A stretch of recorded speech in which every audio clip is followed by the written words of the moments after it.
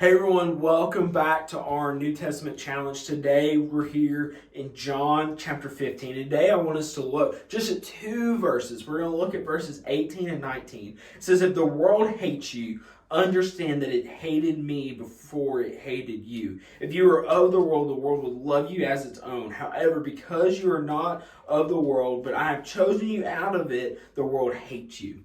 So Jesus, we're getting to the point where we're about in Jesus' final days. We're getting close, and he is giving his kind of last commandments and instructions to his disciples. And we see here that he's telling his disciples about the world hating him and the world with that hating us.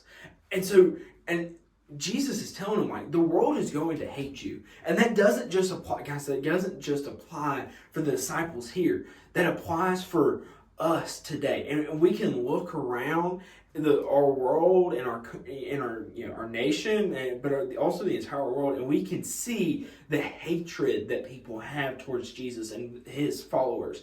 And here in America right now, we're not living in a country or in a nation that people are killed over Christianity, but there are countries overseas that if you are in fact a Christian and it's found out, you'll be in prison.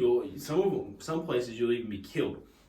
But here in America, we see the hatred towards Jesus and the way the culture reflects Jesus' teachings. You can tell by the way the world likes to live that they hate Jesus and what he teaches. And so what I'm telling you, what we're reading here today, and Jesus is telling you, is that because of him, the world will in fact hate you. If you are actively following Jesus, if you're living out the way that Christ has laid it out for us to live, you will be hated by the world around you. And that's just the fact of the matter.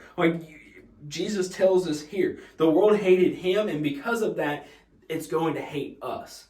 Because of the way that we're called to live our life, because of the way that we are called to love each and every single person, because of the way that one day we will be with Jesus one day, because of the truth of the gospel, people hate it because it tells you how to live your life, and people hate it because it tells you have a way that you're supposed to live. And there are things that are, God tells us are good for our lives. There are also things that God tells us are bad and sinful. And we as people don't like to be told what we can and cannot do.